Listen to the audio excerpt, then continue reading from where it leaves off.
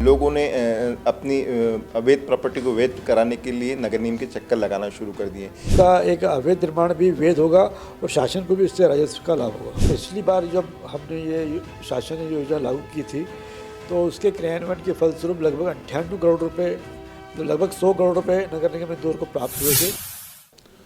प्रदेश के नए मुख्यमंत्री मोहन यादव ने पद ग्रहण करते ही कई सारी घोषणा की हैं। उसमें से एक घोषणा ये भी है कि अब कंपाउंडिंग बढ़ाकर 10 से 30% कर दी गई है।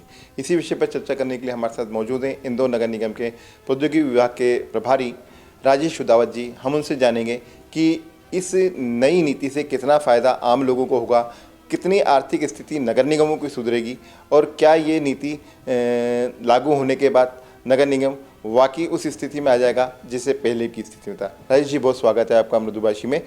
मुख्यमंत्री मोहन यादव जी ने एक बड़ा निर्णय लिया है पद ग्रहण करते ही, और वो ये लिया है जो पहले 10% की कंपाउंडिंग फीस लेकर अवैध निर्माणों को वैध कर दिया जाता था, अब 30% तक के अवैध निर्माणों को वैध किया जाएगा, जिसकी फीस से नगर निगमों को काफ़ी आर्थिक लाभ होगा। आप क्या सोचते हैं इस पूरे विषय पर? देखिए, माननीय मुख्यमंत्री जी ने बहुत सराहनीय पहल की शुरुआत की है और इसको लेकर शीघ्र ही हम हमारे नगर निगम के अधिकारियों को लेकर आज हम बैठ रहे हैं। इसके पहले भी 30% की कंपाउंडिंग को लेकर विषय आया था और उसमें काफ़ी अच्छा प्रतिसाद लोगों का मिला था।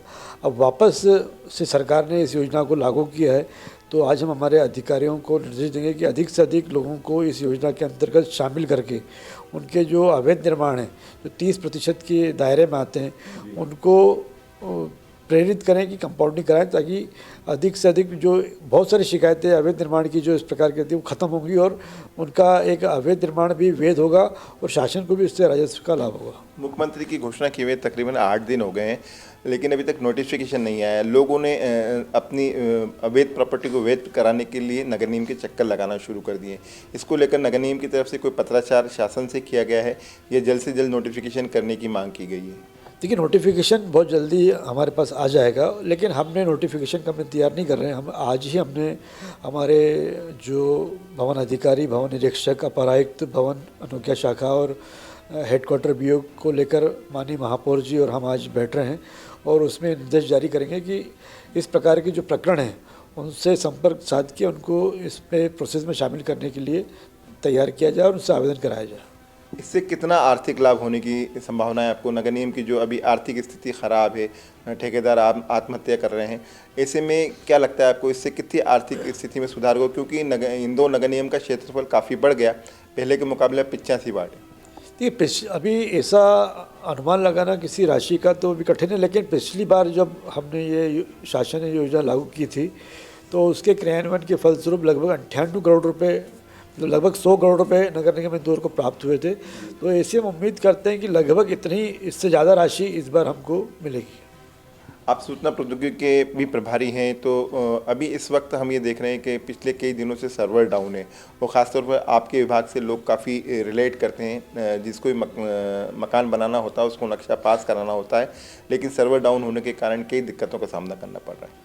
देखिए, बिल्कुल सही। ई नगर पालिका के कारण हमें और हमारे जैसे कई नगर निगम, नगर पालिकाओं को दिक्कत आ रही है।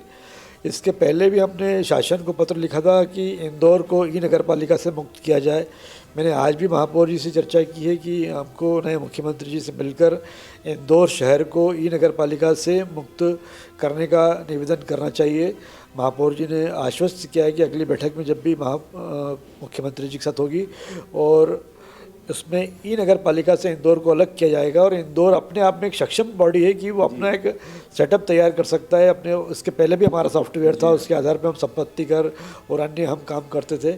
जैसे हम, हमारी लगभग तैयारी पूरी है, कागज़ पे हमने पूरी तैयारी करके रखी। जैसे ही अगर हमको वहाँ से अनुमति मिलती है ई नगर पालिका से अलग होने की, वैसे हम हमारा सॉफ्टवेयर डेवलप करेंगे। उससे हम खुद अपना एक अच्छा सॉफ्टवेयर बना के उसको संपत्ति कर के अनुसार भवन अनुज्ञा शाखा और अन्य जो हमारे रोज़ नगर निगम के काम हैं उन कामों को लेकर उसको हम आगे गति दे पाएंगे।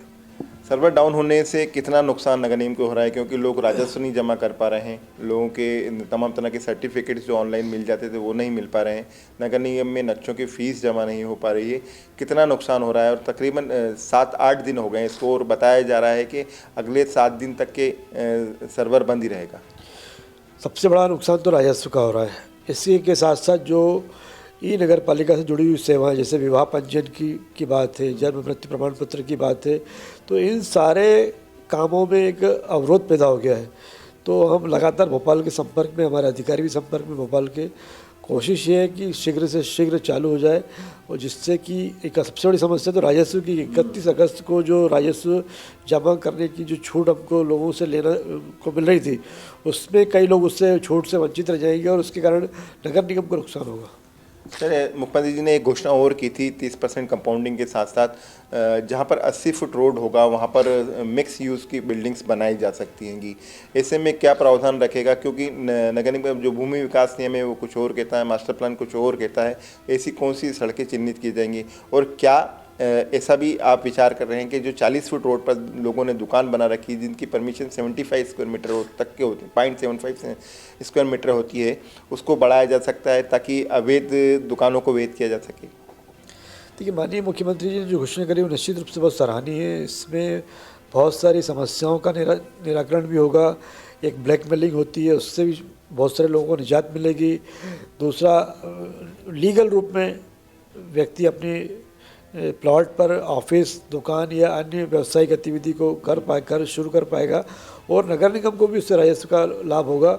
और मैं समझता हूँ कि जैसे ही हमको शासन के नियम, दिशा निर्देश प्राप्त होंगे, वो वैसे ही हम इसको आगे बढ़ाएंगे।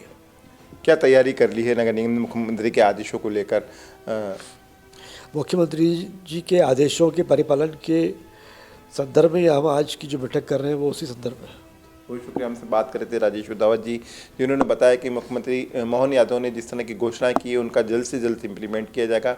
सर्वर डाउन होने से राजस्व का नुकसान हो रहा है और कोशिश की जाएगी कि ई नगर पालिका से इंदौर नगर निगम को मुक्त कराया जाए। कैमरा पर्सन विशाल के साथ अरशद खान, मृदुभाषी, इंदौर।